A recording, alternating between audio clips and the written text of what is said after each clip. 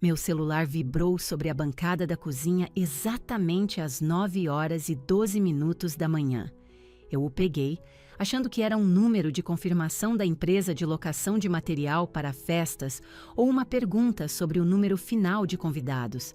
Em vez disso, a tela exibia uma mensagem da minha mãe, Catarina. Por favor, não venha.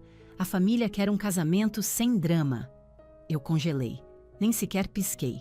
Apenas encarei as palavras, torcendo para que elas se reorganizassem em uma piada de mau gosto. Mas então, uma segunda notificação floresceu na tela. Olivia curtiu esta mensagem. Minha irmã, a noiva, a pessoa cujo casamento de fantasia eu havia construído meticulosamente nos últimos 6 meses, com minhas próprias mãos e minha própria conta poupança. Ela viu a dispensa cruel de sua mãe e a confirmou com um pequeno toque no ícone de coração.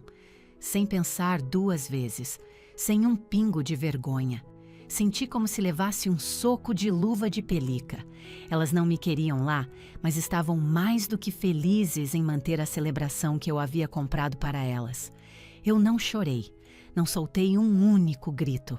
Apenas senti um mecanismo frio e silencioso se encaixar no fundo do meu peito. Digitei de volta 2 palavras simples. Ótima escolha. Elas achavam que estavam simplesmente me editando para fora da foto. Mal sabiam elas que, na verdade, estavam cortando a própria fonte de sustento. Foi naquele exato momento que deixei de ser a filha delas e me tornei sua credora. Antes de entrarmos nos detalhes, me faça um favor e deixe o seu like, se inscreva no canal e comente aqui embaixo de que parte do mundo você está assistindo. Eu me sentei no banco da cozinha, com a tela do celular agora escura. A mensagem havia sumido de vista, mas as palavras estavam gravadas a fogo no meu cérebro. Sem drama. Para entender de verdade por que essas 2 palavras foram tão devastadoras, você precisa entender a casa em que fui criada.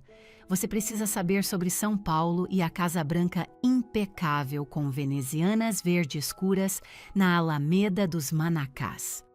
Da rua, a vida da nossa família parecia algo saído de uma revista de decoração. Tínhamos o gramado mais imaculado do bairro. As sebes eram meticulosamente podadas em retângulos perfeitos. A varanda era varrida e deixada impecável todas as manhãs antes das 7 horas. Minha mãe, Catarina, cuidava disso. Mas por dentro era um palco e éramos todos apenas atores na produção vitalícia de Catarina Ferraz. Mamãe era deslumbrante, tinha cabelos escuros e fartos, sempre perfeitamente arrumados e um sorriso radiante que ela podia acender como uma lâmpada. Quando havia visitas, ela era o epítome do charme paulistano. Ria elegantemente das histórias deles. Servia o refresco gelado, fazia cada convidado se sentir a pessoa mais importante do mundo. Mas no segundo em que a porta da frente se fechava, a lâmpada era desligada. O sorriso desaparecia. Ela se virava para nós com os olhos frios e analíticos, procurando por imperfeições. Alexandra, por que você estava se mexendo tanto? Ela exigia. Olivia, você parecia completamente entediada quando o Sr. Almeida estava contando a história dele. Corrija sua expressão. Nós pisávamos em ovos. Não, era pior do que pisar em ovos. Era como navegar por um campo minado de cacos de vidro invisíveis. Meu pai, Roberto, era um fantasma dentro da própria casa. Era um homem alto, de ombros largos, mas se portava como se estivesse tentando desaparecer. Trabalhava até tarde. Nos fins de semana, encontrava projetos intermináveis na garagem ou longas partidas de golfe para participar. Ele não era cruel, era apenas ausente. Ele via o que mamãe fazia, os comentários cortantes, as expectativas impossíveis e simplesmente desviava o olhar. Ele consistentemente escolhia a própria tranquilidade em vez do meu bem-estar. E havia a Olivia. Olivia era 3 anos mais nova que eu. Era a cópia fiel da mamãe. Tinha os mesmos cabelos escuros, os mesmos olhos verdes, a mesma inclinação sutil da cabeça que fazia as pessoas instintivamente quererem protegê-la. Ela era a filha de ouro. Eu era a de cabelo mais claro, a séria, a que puxara o lado da família do meu pai. Aos olhos da minha mãe, Olivia era um troféu a ser exibido. Eu era um problema a ser resolvido. Lembro-me de uma terça-feira específica, quando eu tinha 12 anos. Era uma tarde úmida em São Paulo, o ar denso e pegajoso. Mamãe ia receber seu clube do livro em 2 horas. A sala de estar estava impecável. Na mesa de centro repousava uma caixinha de música de porcelana, uma antiguidade delicada que pertencera à avó da mamãe. Era o bem mais precioso dela. Olivia e eu estávamos correndo uma atrás da outra pelo corredor. Sabíamos que não deveríamos correr, mas éramos crianças. Olivia escorregou no tapete persa. Ela deslizou direto para a sala de estar e seu braço esticado atingiu a mesa. Crash! O som foi nauseante, um som agudo e definitivo. Nós duas congelamos. Fragmentos de porcelana estavam espalhados pelo chão. A caixinha de música estava obliterada. Os olhos de Olivia se arregalaram de terror. Ela começou a tremer, o lábio inferior tremendo. "A mamãe vai me matar", ela sussurrou. "Alex, ela vai me matar." Eu olhei para minha irmãzinha, que parecia tão pequena e frágil naquele momento. Senti aquela sensação familiar e pesada na boca do estômago. O peso que eu sempre parecia carregar, o peso da responsabilidade. "Para de chorar", eu disse a ela. Então ouvimos o clique-claque agudo dos saltos da mamãe no piso de madeira. Ela estava vindo. Que barulho foi esse? A voz da mamãe era como um chicote. Ela entrou na sala, viu a porcelana estilhaçada. Seu rosto ficou vermelho, depois de um branco fantasmagórico. Ela olhou para Olivia, que tremia visivelmente. Então seus olhos pousaram em mim. Endireitei a coluna. "Fui eu disse. As palavras saíram automaticamente, um reflexo. Mamãe não pediu uma explicação. Não perguntou se foi um acidente. Apenas apontou um dedo acusador para mim. "Eu sabia", ela sibilou. "Você é tão desastrada, Alexandra, tão descuidada. Você tem alguma ideia do quanto aquilo valia?" "Desculpa", eu disse. "Desculpa não conserta uma antiguidade", ela retrucou. "Vá para o seu quarto. Você não vai jantar conosco. Não consigo nem olhar para você agora." Passei por Olivia.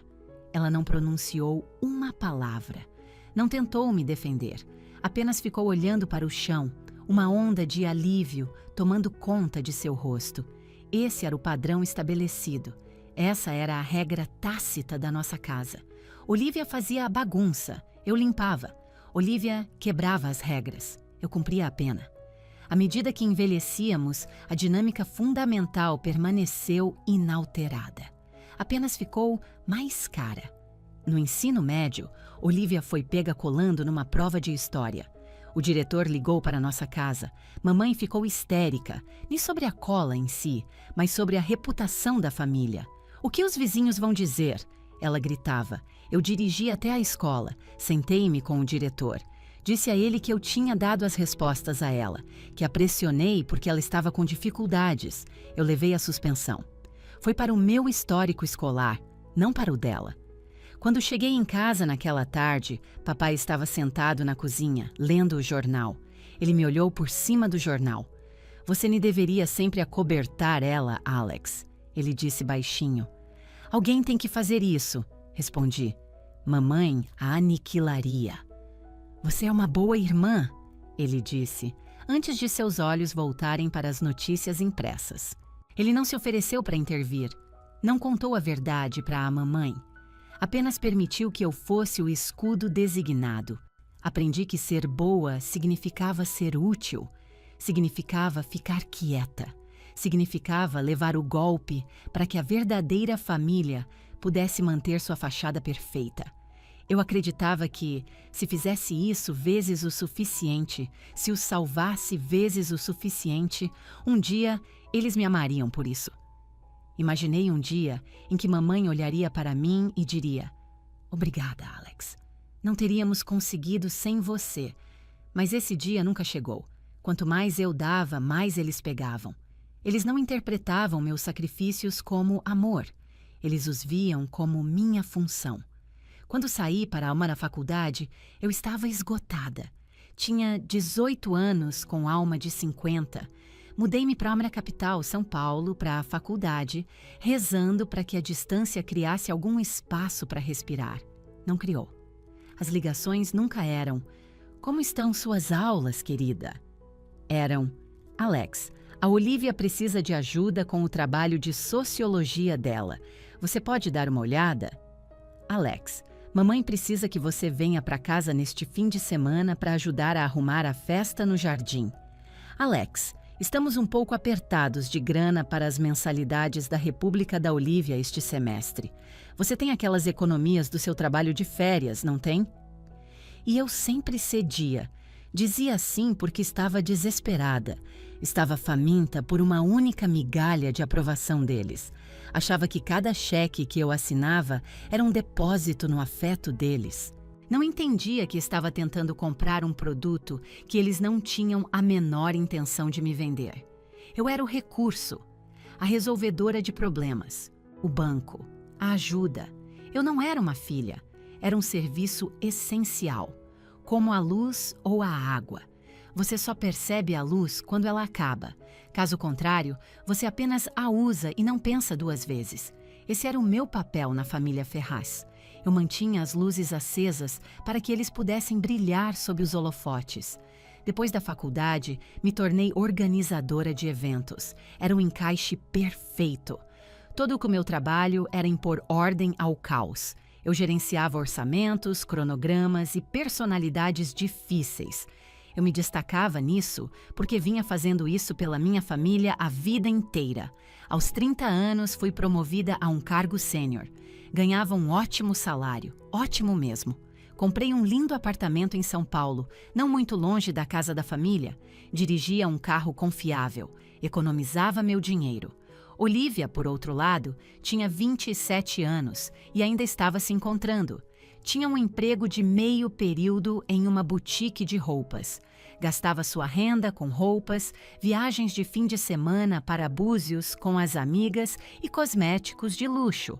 Morava em um apartamento da moda que mamãe e papai subsidiavam. Então ela conheceu o Marcos. Marcos Vasconcelos era bastante agradável. Era bonito, vinha de uma família respeitável e jogava golfe com meu pai. Era o acessório ideal para Olivia.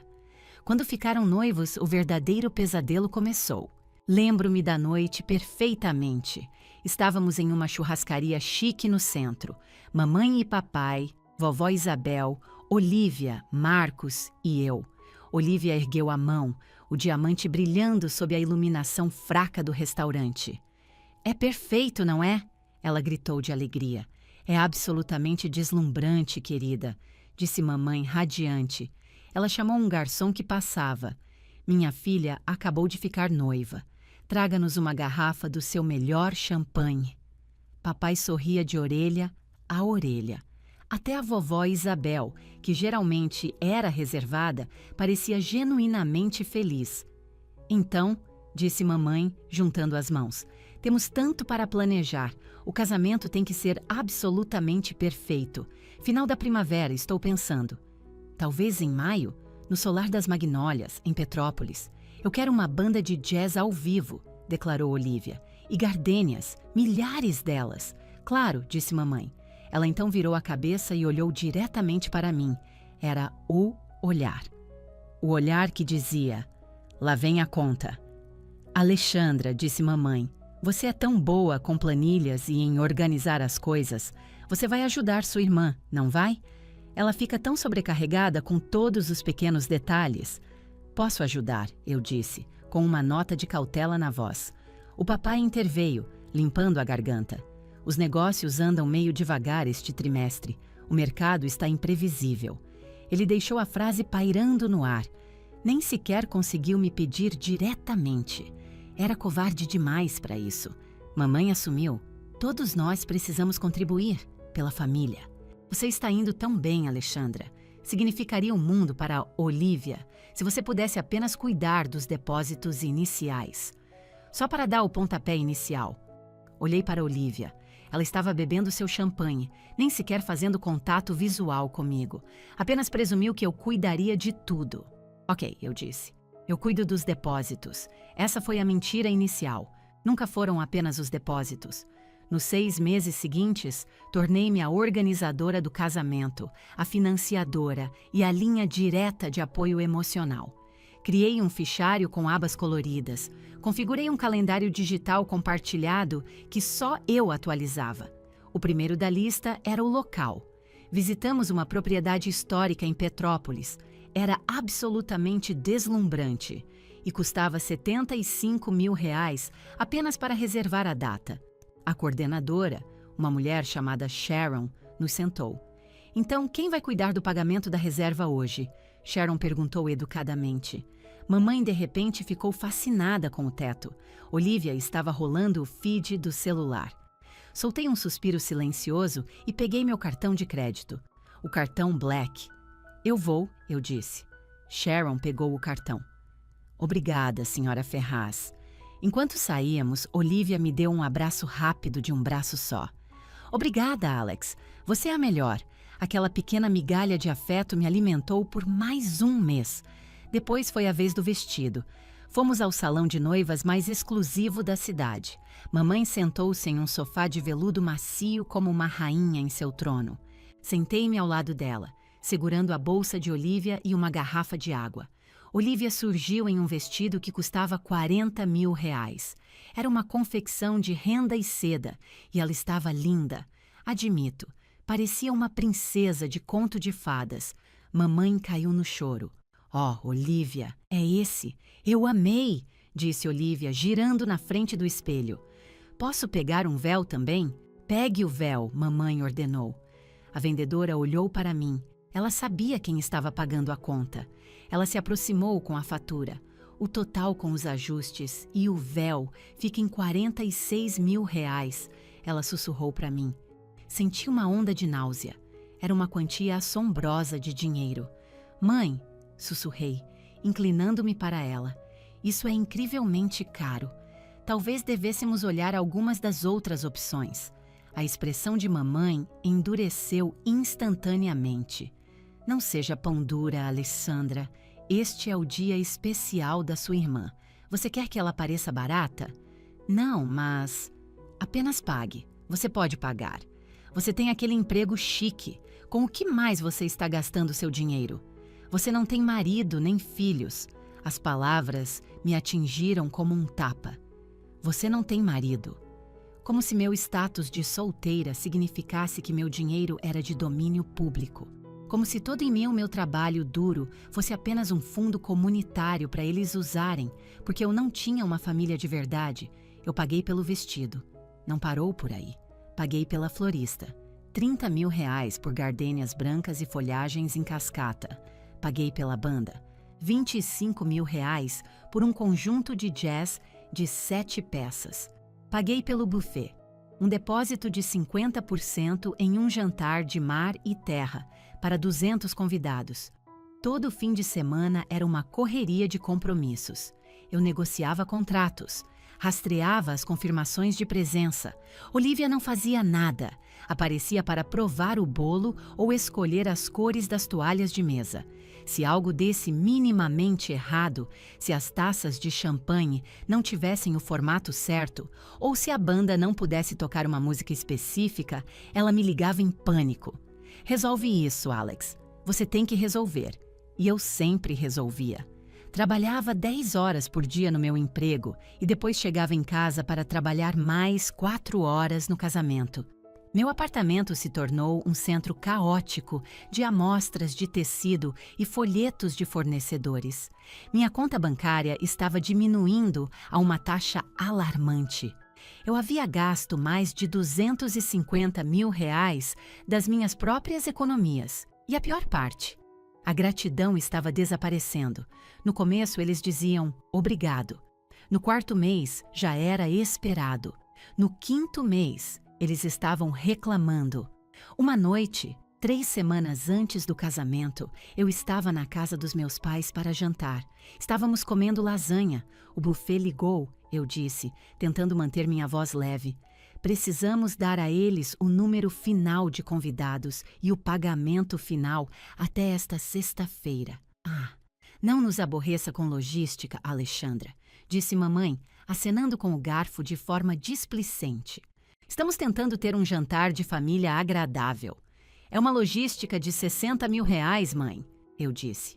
Preciso saber se você e o papai planejam contribuir para o saldo final.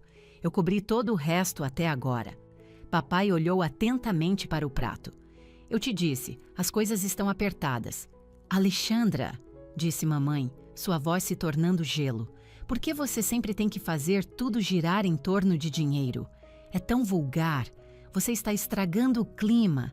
Eu estou pagando pelo clima. Eu disparei. Foi a primeira vez que levantei a voz em anos. A mesa ficou em silêncio. Olivia me encarou, os olhos arregalados. Nossa, Alex, você não precisa ser tão mártir. Ninguém te pediu para fazer tudo isso. Eu a encarei de volta, incrédula. Ninguém me pediu? Quem pagou pelo seu vestido, Olivia? Quem pagou pelo local? Quem está pagando pela comida que você e seus convidados vão comer? Você se ofereceu!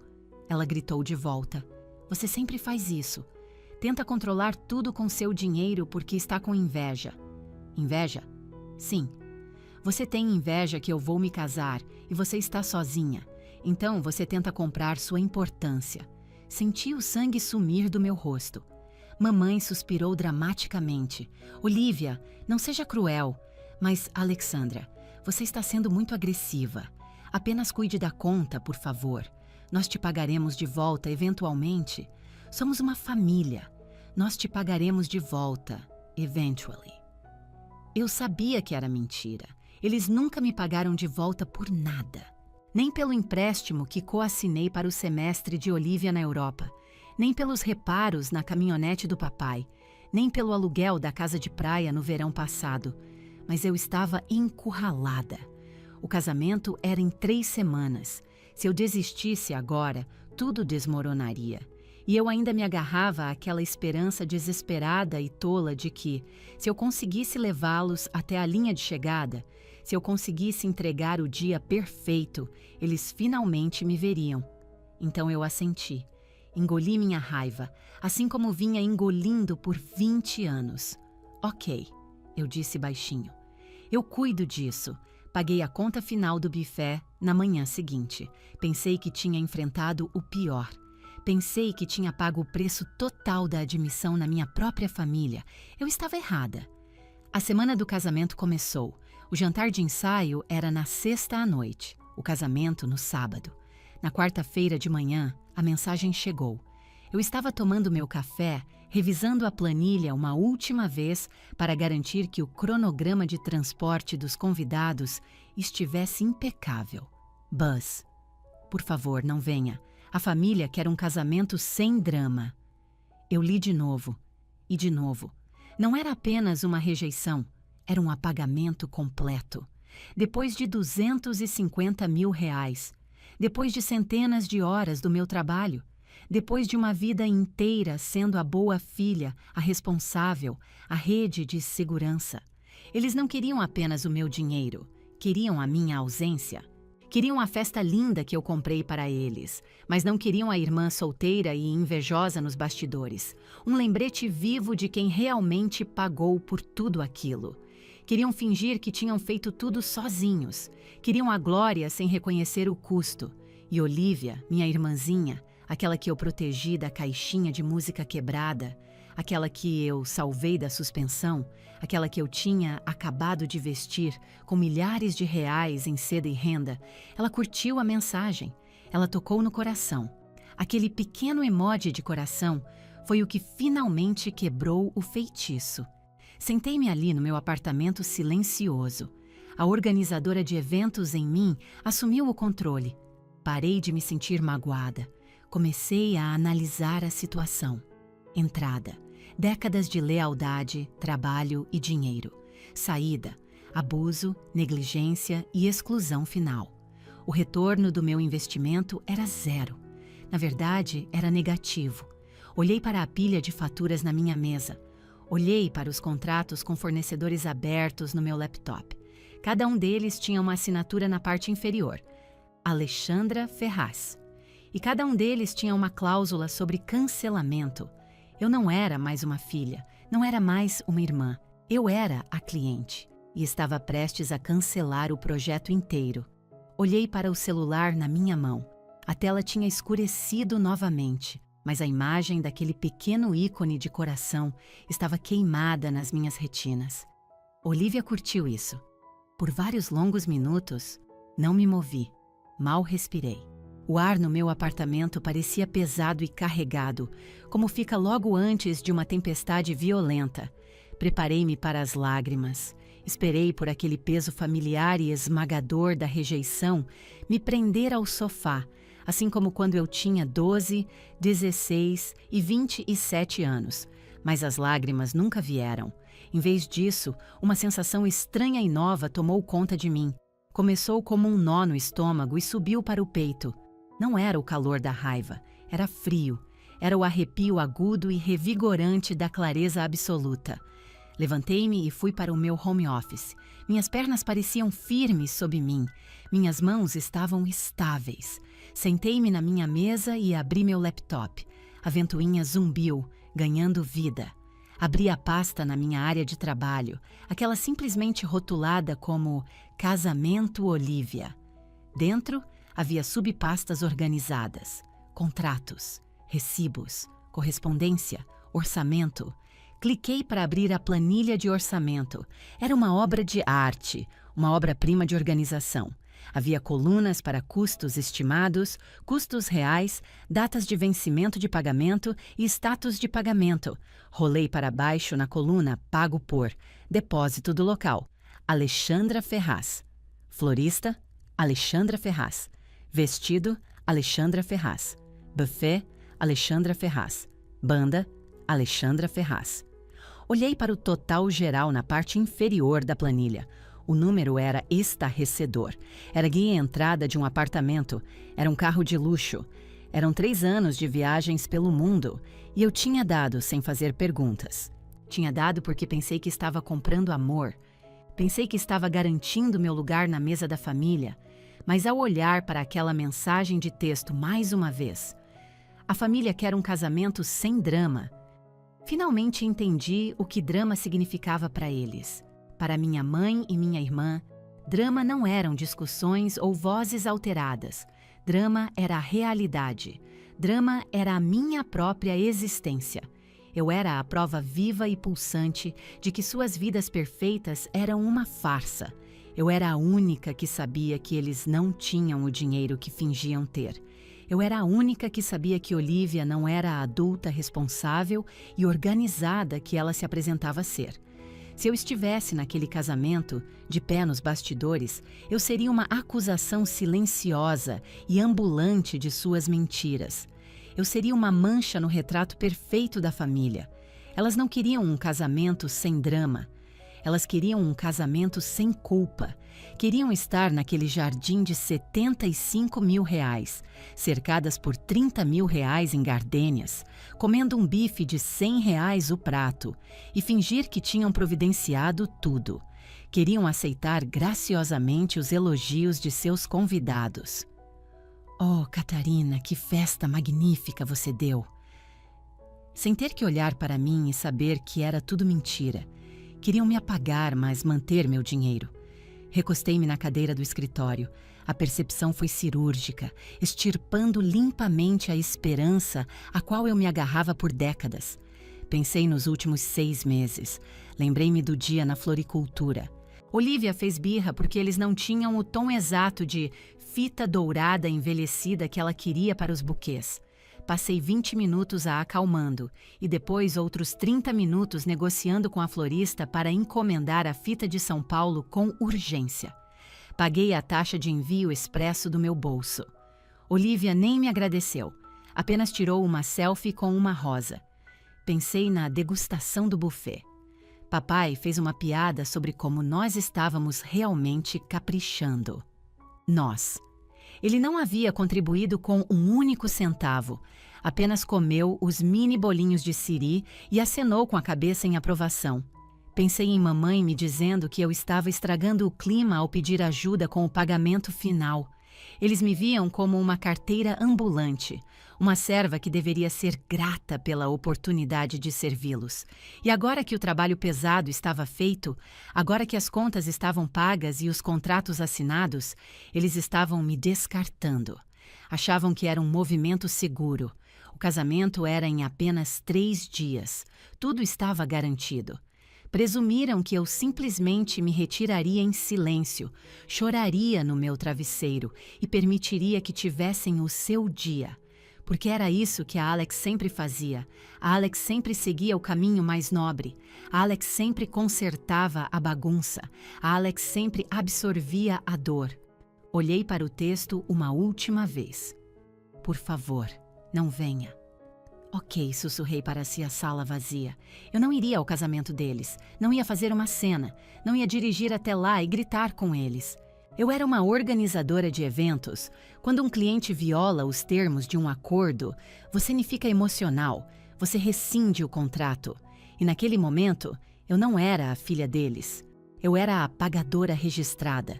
E o cliente tinha acabado de demitir a gerente do projeto. Estalei os dedos. A sensação fria no meu peito endureceu em uma determinação inabalável. Disse a mim mesma que não era por vingança, e eu acreditava nisso. Vingança é bagunçada e emocional. Isso era justiça, era simplesmente acertar as contas. Eles me queriam fora? Tudo bem, eu me removeria completamente e levaria tudo o que me pertencia comigo. Peguei meu celular. Meu polegar pairou sobre a conversa. Eu podia ver as pequenas bolhas de suas conversas anteriores. Mamãe enviando uma foto do mapa de assentos. Olivia enviando um emoji de coração. E então, a dispensa fria e dura. Não digitei um parágrafo longo explicando o quanto eles me magoaram. Não perguntei por quê. Perguntar por quê lhes daria poder. Daria a eles a oportunidade de explicar, de fazer gaslighting, de distorcer tudo e de alguma forma fazer parecer que a culpa era minha. Digitei 2 palavras. Ótima escolha. Não esperei por uma resposta. Coloquei meu celular no modo não perturbe e o virei com a tela para baixo na mesa. Voltei para o meu laptop. A tela estava brilhante, esperando meu comando. Abri a aba Contatos na minha planilha. Listava todos os fornecedores, nome, e-mail, telefone e número do contrato. Comecei pelo topo da lista, o local. Abri meu cliente de e-mail e cliquei em compor. Para Sharon Miller, no Solar das Magnólias. Assunto: cancelamento do contrato SM 2024-521. Casamento Ferraz, Vasconcelos. Digitei com uma velocidade e precisão que não sabia que possuía.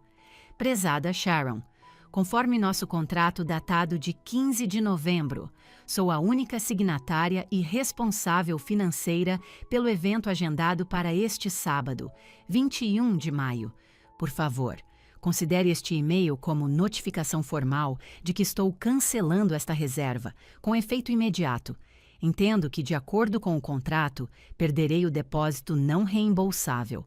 No entanto, por favor, estorne quaisquer pagamentos adicionais feitos nos últimos 30 dias para o cartão cadastrado final 7821. Não processe mais nenhuma cobrança. Sob nenhuma circunstância, conceda acesso ao local para as famílias Ferraz ou Vasconcelos. Por favor, confirme o recebimento deste cancelamento assim que possível. Atenciosamente, Alexandra Ferraz. Li uma vez. Era profissional. Era irrefutável.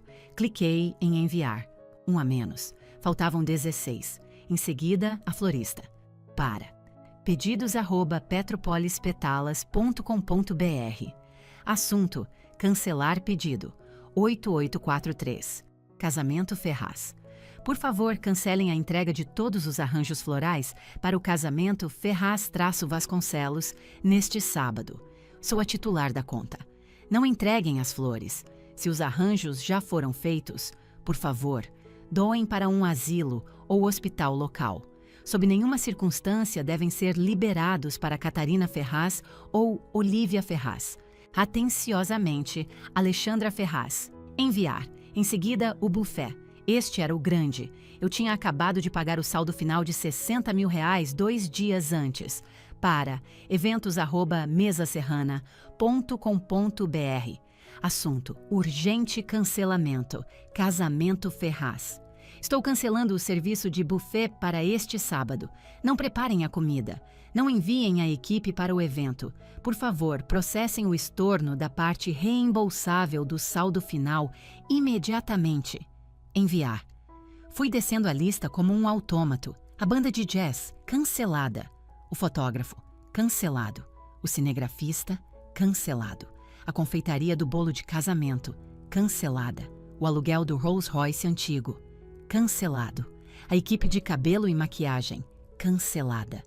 Cancelei até os banheiros de luxo portáteis que havíamos alugado para a área do jardim. 17 e-mails no total. Levei 45 minutos. A cada e-mail que eu enviava, sentia um peso sair de mim. Era uma sensação física, como tirar uma mochila cheia de tijolos que eu carregava há 20 anos. Era uma sensação física, como tirar uma mochila cheia de tijolos que eu carregava há 20 anos. Era uma sensação física, como tirar uma mochila cheia de tijolos que eu carregava há 20 anos. Era uma sensação física, como tirar uma mochila cheia de tijolos que eu carregava há 20 anos. Era uma sensação física, como tirar uma mochila cheia de tijolos que eu carregava há 20 anos. Era uma sensação física, como tirar uma mochila cheia de tijolos que eu carregava há 20 anos. Era uma sensação física, como tirar uma mochila cheia de tijolos que eu carregava há 20 anos. Era uma sensação física, como tirar uma mochila cheia de tijolos que eu carregava há 20 anos. Era uma sensação física, como tirar uma mochila cheia de tijolos que eu carregava há 20 anos. Era uma sensação física, como tirar uma mochila cheia de tijolos que eu carregava há 20 anos. Era uma sensação física, como tirar uma mochila cheia de tijolos que eu carregava há 20 anos. Era uma sensação física, como tirar uma mochila cheia de tijolos que eu carregava há 20 anos. Era uma sensação física, como tirar uma mochila cheia de tijolos que eu carregava há 20 anos. Era uma sensação física, como tirar uma mochila cheia de tijolos que eu carregava há 20 anos. Era uma sensação física, como tirar uma mochila cheia de tijolos que eu carregava há 20 anos. Era uma sensação física, como tirar uma mochila cheia de tijolos que eu carregava há 20 anos. Era uma sensação física, como tirar uma mochila cheia de tijolos que eu carregava há 20 anos. Era uma sensação física, como tirar uma mochila cheia de tijolos que eu carregava há 20 anos. Era uma sensação física, como tirar uma mochila cheia de tijolos que eu carregava há 20 anos. Era uma sensação física, como tirar uma mochila cheia de tijolos que eu carregava há 20 anos. Era uma sensação física, como tirar uma mochila cheia de tijolos que eu carregava há 20 anos. Era uma sensação física, como tirar uma mochila cheia de tijolos que eu carregava há 20 anos. Era uma sensação física, como tirar uma mochila cheia de tijolos que eu carregava há 20 anos. Era uma sensação física, como tirar uma mochila cheia de tijolos que eu carregava há 20 anos. Era uma sensação física, como tirar uma mochila cheia de tijolos que eu carregava há 20 anos. Era uma sensação física, como tirar uma mochila cheia de tijolos que eu carregava há 20 anos. Era uma sensação física, como tirar uma mochila cheia de tijolos que eu carregava há 20 anos. Era uma sensação física, como tirar uma mochila cheia de tijolos que eu carregava há 20 anos. Era uma sensação física, como tirar uma mochila cheia de tijolos que eu carregava há 20 anos. Era uma sensação física, como tirar uma mochila cheia de tijolos que eu carregava há 20 anos. Era uma sensação física, como tirar uma mochila cheia de tijolos que eu carregava há 20 anos. Era uma sensação física, como tirar uma mochila cheia de tijolos que eu carregava há 20 anos. Era uma sensação física, como tirar uma mochila cheia de tijolos que eu carregava há 20 anos. Era uma sensação física, como tirar uma mochila cheia de tijolos que eu carregava há 20 anos. Era uma sensação física, como tirar uma mochila cheia de tijolos que eu carregava há 20 anos. Era uma sensação física, como tirar uma mochila cheia de tijolos que eu carregava há 20 anos. Era uma sensação física, como tirar uma mochila cheia de tijolos que eu carregava há 20 anos. Era uma sensação física, como tirar uma mochila cheia de tijolos que eu carregava há 20 anos. Era uma sensação física, como tirar uma mochila cheia de tijolos que eu carregava há 20 anos. Era uma sensação física, como tirar uma mochila cheia de tijolos que eu carregava há 20 anos. Era uma sensação física, como tirar uma mochila cheia de tijolos que eu carregava há 20 anos. Era uma sensação física, como tirar uma mochila cheia de tijolos que eu carregava há 20 anos. Era uma sensação física, como tirar uma mochila cheia de tijolos que eu carregava há 20 anos. Era uma sensação física, como tirar uma mochila cheia de tijolos que eu carregava há 20 anos. Era uma sensação física, como tirar uma mochila cheia de tijolos que eu carregava há 20 anos. Era uma sensação física, como tirar uma mochila cheia de tijolos que eu carregava há 20 anos. Era uma sensação física, como tirar uma mochila cheia de tijolos que eu carregava há 20 anos. Era uma. A culpa que eu esperava sentir não estava lá. Por que eu deveria me sentir culpada? Eu não estava arruinando o casamento deles. Estava simplesmente retirando minha contribuição. Se eles queriam um casamento, eram mais do que bem-vindos para ter um. Só precisavam pagar por ele. Podiam pegar seus próprios cartões de crédito, podiam ligar para os fornecedores e assinar novos contratos. Mas eu sabia que não o fariam, sabia que não podiam. Papai não tinha a liquidez, mamãe não tinha o limite de crédito e Olivia não tinha a menor noção. Eu estava deletando a própria infraestrutura da fantasia deles. Depois de enviar o último e-mail para a empresa de aluguel de mesas e cadeiras, fechei a planilha. Sentei-me no silêncio profundo do meu escritório. Estava feito. Meu celular, ainda virado para baixo, começou a zumbir. Depois zumbiu de novo, e de novo. Uma vibração longa e contínua contra a madeira da mesa. Não o virei. Sabia exatamente o que estava acontecendo. Os e-mails de cancelamento estavam chegando. Sharon, do local, estava ligando para a mamãe. A florista estava ligando para a Olivia. O buffet estava ligando para papai. A bolha sem drama tinha acabado de ser violentamente estourada. Imaginei a cena se desenrolando na casa dos meus pais. A confusão inicial, a negação e então o pânico crescente. Como assim cancelado? Mamãe estaria gritando. Ela não pode fazer isso. Olivia estaria chorando. Dá um jeito, pai. Mas eles não podiam dar um jeito, porque pela primeira vez em suas vidas, a pessoa que consertava tudo tinha se demitido oficialmente. Levantei-me e fui para a cozinha. Servi-me de um copo alto de água. Minhas mãos estavam perfeitamente firmes. Meu batimento cardíaco estava lento e regular. Fui até a janela e olhei para a rua lá embaixo. O sol brilhava. As pessoas passeavam com seus cachorros. O mundo ainda estava girando. Eu tinha acabado de detonar uma bomba no meio da minha vida. Tinha queimado a ponte de volta para minha família. Não haveria como voltar atrás. Eles me odiariam para sempre. E pela primeira vez eu não me importava. Uma profunda sensação de paz tomou conta de mim. Estava quieto. O ruído constante e irritante na minha cabeça. O ruído de: será que estou fazendo o suficiente? Será que eles vão gostar disso? Como posso fazê-los felizes? Tinha desaparecido. Eu havia renunciado. Bebi minha água. O telefone na outra sala parou de zumbir por um momento, depois recomeçou, mais freneticamente desta vez. Deixei tocar. Eu não era mais um recurso. Não era mais um caixa eletrônico. Não era mais um capacho. Eu era Alexandra Ferraz.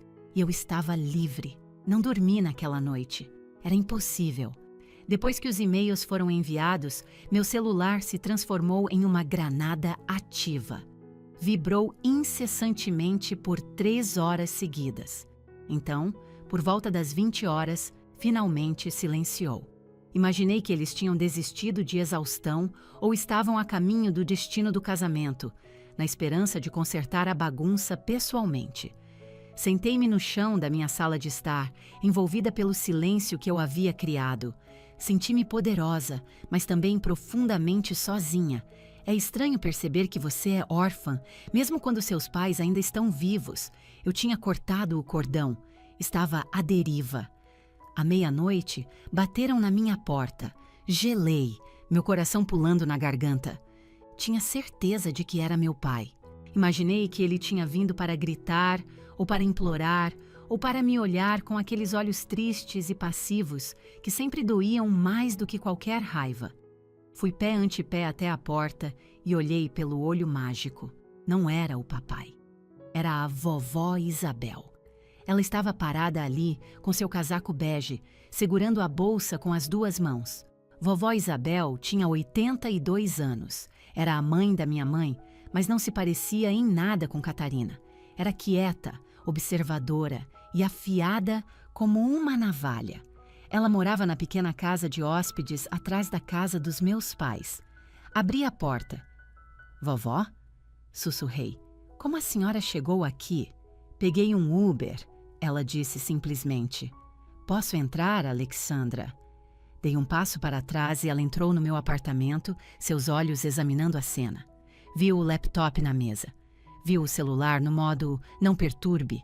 Não parecia zangada, apenas parecia cansada. Sentou-se no meu sofá e deu uma batidinha na almofada ao lado dela. Sente-se, criança. Sentei-me. Estava tremendo. A senhora está brava comigo? Perguntei, minha voz soando pequena, como se eu tivesse 6 anos de novo. Vovó Isabel suspirou. Tirou um pedaço de papel dobrado da bolsa. Era uma impressão de um e-mail. A Sharon do Solar das Magnólias me ligou, disse ela. Ela se lembra que paguei o depósito do jantar de ensaio no ano passado. Queria saber se eu ia cancelar a minha parte também. Olhei para as minhas mãos. Desculpa, vovó, eu não aguentava mais. Eu sei, disse ela suavemente. Estendeu a mão e pegou a minha. Sua pele era fina e fria como pergaminho. Não estou aqui para te repreender, Alexandra. Estou aqui porque estou orgulhosa de você. Olhei para cima, atônita. Orgulhosa? Sim, disse ela com a voz firme. Eu os vi fazer isso com você por 30 anos. Vi Catarina te tratar como uma empregada. Vi Olivia levar o crédito pelos seus esforços. Quis me manifestar tantas vezes, mas tive medo. Moro na casa deles. Dependo deles. Ela apertou minha mão. Mas eles têm feito isso comigo também, Alexandra. Meus olhos se arregalaram. Como assim?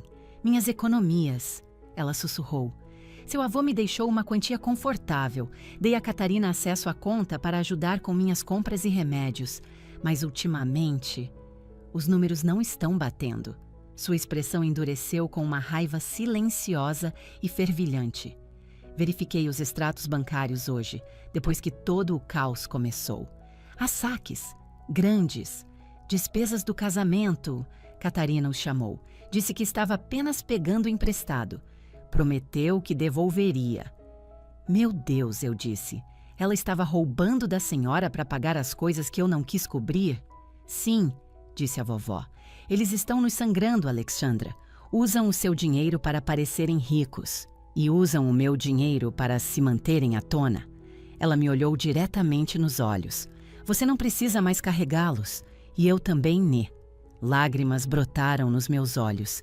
Pela primeira vez em todo o dia, chorei. Não pelo casamento, mas pela validação. Eu não estava louca. Alguém mais viu. Alguém mais sentiu também. Eu cancelei tudo, vovó, solucei. Acabou tudo. Bom, disse ela, deixe queimar. Eles construíram uma vida sobre uma fundação de mentiras. É hora de viverem na verdade. Ela se levantou, parecendo mais alta do que eu jamais a vira. A fragilidade se fora, substituída por uma determinação de aço. Eles estão em Petrópolis agora, disse ela. Foram de carro hoje à noite, na esperança de salvar os contratos pessoalmente amanhã de manhã. Acham que, se gritarem alto o suficiente, os fornecedores ficarão com medo e restabelecerão tudo. Não vai funcionar, eu disse. Eu sou a titular do contrato. Sou a única que pode autorizar. Exatamente, disse ela. Mas eles vão tentar, e quando falharem, virão atrás de nós. Virão atrás de você para consertar. E virão a mim pelo dinheiro para pagar. Ela foi até a porta. Pegue seu casaco, Alexandra. Faça uma mala. Para onde vamos? Vamos encontrá-los, disse ela.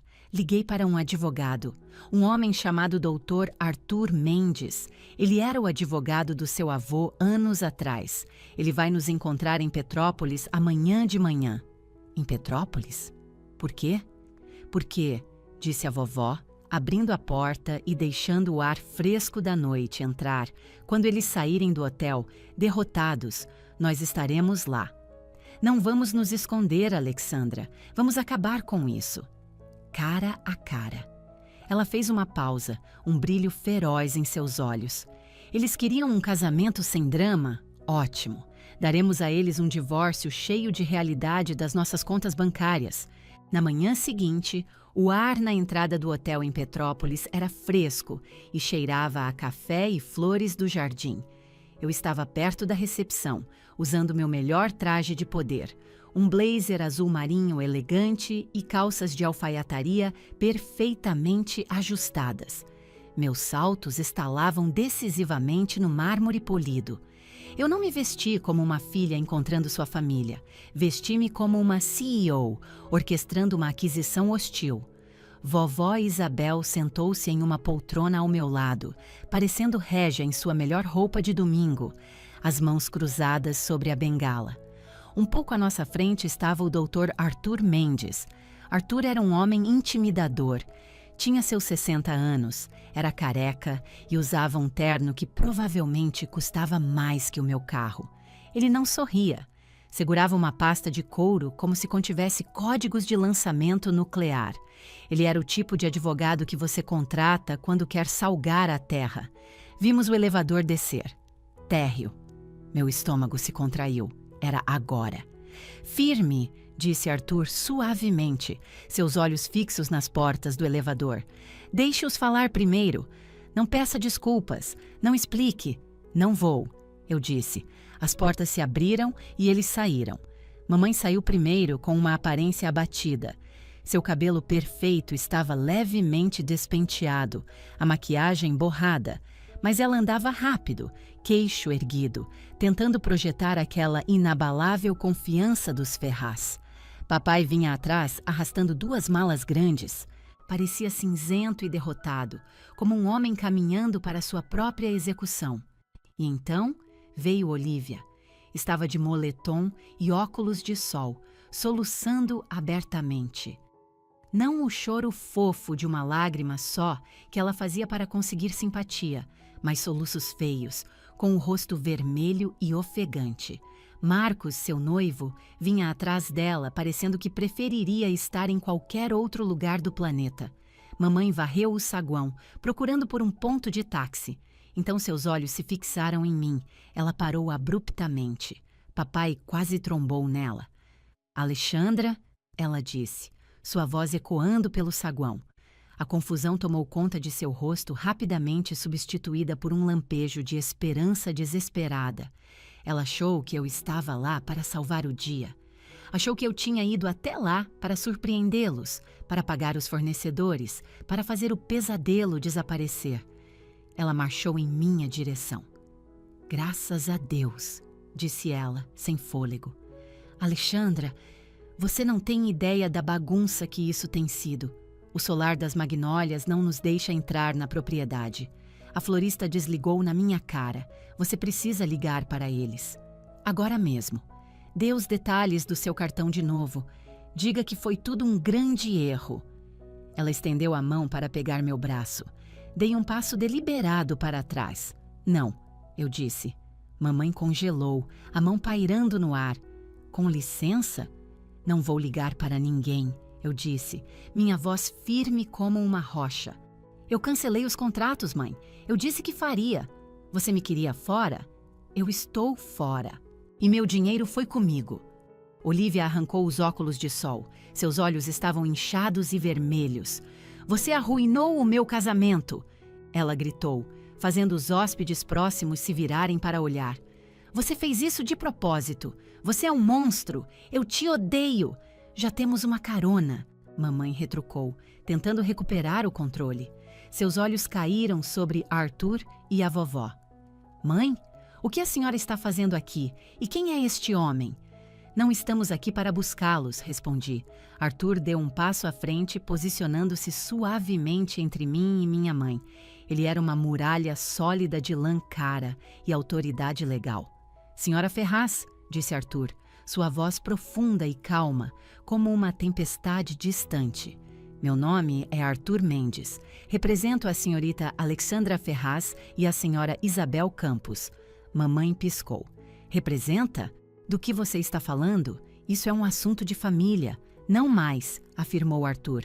Agora é um assunto legal sobre apropriação indébita de fundos, fraude e abuso financeiro contra idoso. A cor sumiu do rosto da minha mãe. Foi instantâneo, como se alguém tivesse puxado um plugue. Ela passou do vermelho furioso para o branco de um lençol. Fraude! Sussurrou papai, deixando uma mala cair com um baque alto. Sim, disse Arthur. Ele ergueu sua pasta e abriu os fechos. O som foi agudo e alto no silêncio repentino do nosso pequeno grupo. Ele tirou uma pilha grossa de papéis. Temos documentação, continuou ele. A senhorita Ferraz forneceu provas de cada pagamento que fez, sob a falsa impressão de que era uma contribuinte, não a única financiadora. E a senhora Campos? Ele gesticulou para a voz, a vovó. Vovó Isabel se levantou, apoiando-se na bengala, mas parecendo tudo menos frágil. Você roubou de mim, Catarina, disse ela, sua voz triste, mais clara. Mamãe ofegou. Eu não roubei, peguei emprestado. Você tirou 30 mil reais da minha conta de aposentadoria nos últimos 4 meses, vovó, a interrompeu. Você os rotulou como despesas médicas no registro, mas o Dr. Arthur verificou as datas. Elas coincidem com os depósitos para cobrir a lua de mel de Olivia e o aluguel daquele carro antigo. Olivia olhou para a mãe, o rosto uma máscara de confusão. Mãe, você me disse que o papai pagou pela lua de mel. Papai olhou para a mãe, horrorizado. Catarina, você me disse que sua mãe tinha se oferecido para pagar. As mentiras estavam colidindo e implodindo bem ali, no meio do saguão do hotel. Eu ia devolver?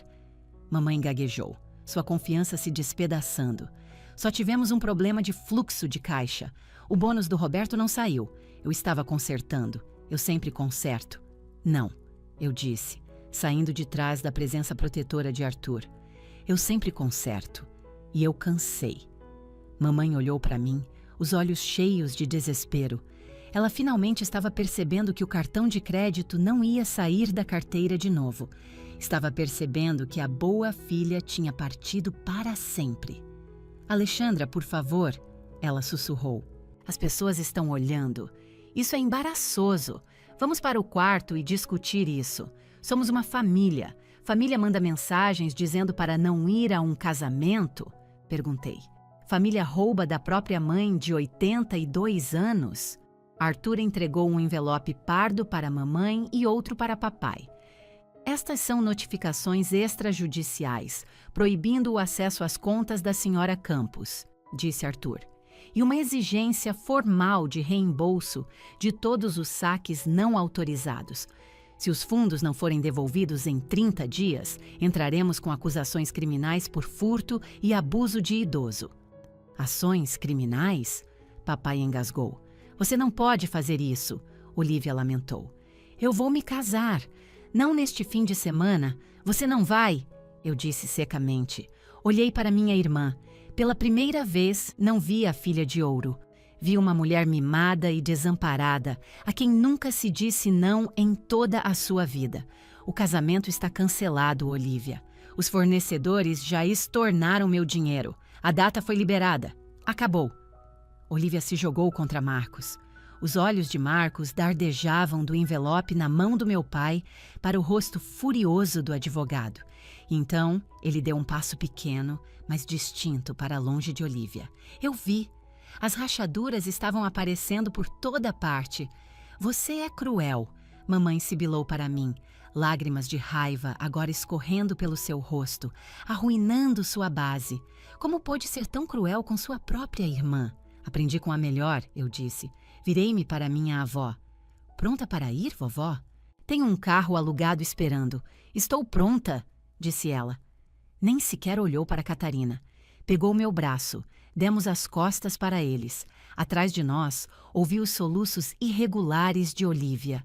Ouvi mamãe sibilando para papai fazer alguma coisa. Ouvi o som caótico e bagunçado de uma família desmoronando porque a única pessoa que a mantinha unida finalmente a soltou. Atravessamos as portas automáticas e saímos para o ar fresco da serra. Respirei fundo. Era o ar mais puro que eu já havia provado. As semanas seguintes foram um borrão de logística, mas um borrão silencioso. O casamento, é claro, não aconteceu. Pelo que juntei através de conversas de corredor, mensagens cautelosas de amigos em comum, foi um desastre absoluto. Mamãe tentou organizar um pequeno jantar para a família que já tinha viajado, mas os boatos já haviam se espalhado como fogo. Os pais de Marcos cancelaram tudo quando descobriram que o local havia sido cancelado. Aparentemente, Marcos e Olivia terminaram 2 semanas depois.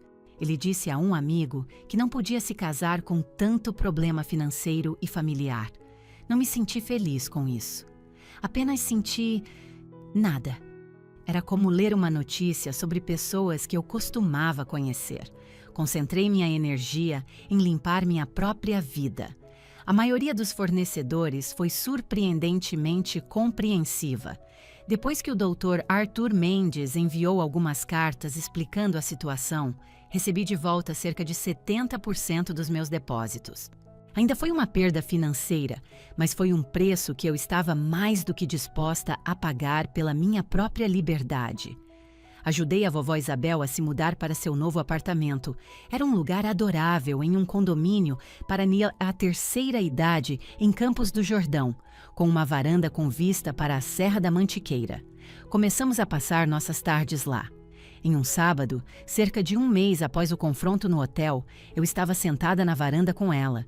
Estávamos replantando algumas ervas e o ar cheirava-se a manjericão e terra úmida. Meu celular estava na pequena mesa entre nós, silencioso. Eu havia bloqueado minha mãe, meu pai e Olivia. O silêncio não era mais pesado e opressivo, era espaçoso. Parecia um cômodo com todas as janelas abertas. Vovó deu um tapinha na terra ao redor de uma planta de alecrim, limpando as mãos no avental. Você parece diferente, disse ela, olhando para mim. Diferente como? Perguntei. Seus ombros, disse ela, não estão mais perto das suas orelhas. Você costumava se portar como se estivesse sempre esperando um golpe. Agora você apenas parece você. Eu sorri. Ela estava certa. Comecei a dormir a noite inteira. As dores de cabeça crônicas de tensão que eu tive por anos simplesmente desapareceram. Eu estava focando no meu trabalho, realmente gostando dos meus projetos novamente. Até comecei a fazer trabalho voluntário em um centro de apoio local para a proteção de idosos, ajudando pessoas como minha avó a navegar pelas complexidades do abuso financeiro. Era um trabalho que parecia significativo. Era uma vida que eu estava construindo, na verdade, não na obrigação. Eu me sinto diferente, admiti. Sinto-me mais leve, mas às vezes me sinto culpada. Isso é errado? Fico me perguntando se fui dura demais. Vovó balançou a cabeça. Pegou sua xícara de chá. Alexandra, olhe para esta planta, disse ela, apontando para o alecrim. Se você não podar os galhos mortos, a planta inteira acaba morrendo. Você me matou a família. Você só podou os galhos podres para que você finalmente pudesse sobreviver. Ela olhou para as vastas montanhas azuladas. O amor não pede que você desapareça, ela me disse. O amor de verdade não pede que você ateie fogo a si mesma só para manter outra pessoa aquecida. Eu assenti, deixando suas palavras penetrarem fundo nos meus ossos. Ela estava certa. Por tanto tempo pensei que o amor era uma transação. Acreditava que se eu pagasse o suficiente, trabalhasse o suficiente e sofresse o suficiente, eu acabaria por conquistá-lo. Mas o amor de verdade, o tipo que eu tinha com minha avó, o tipo que eu estava lentamente aprendendo a ter por mim mesma, não tinha preço. Não exigia contratos ou planilhas, apenas exigia que você estivesse presente. Peguei o pequeno regador e dei um gole de água às ervas. A água encharcou a terra escura, nutrindo as raízes. Ir embora não destruiu minha família. Eles se destruíram muito antes de eu enviar aquela mensagem. Ir embora simplesmente libertou a única parte dela que ainda era real e verdadeira. Libertou a nós duas. Tomei um gole do meu chá, ouvindo o vento sussurrar entre as árvores, e pela primeira vez em 30 anos não verifiquei meu celular. Apenas observei o pôr do sol. Fim da história.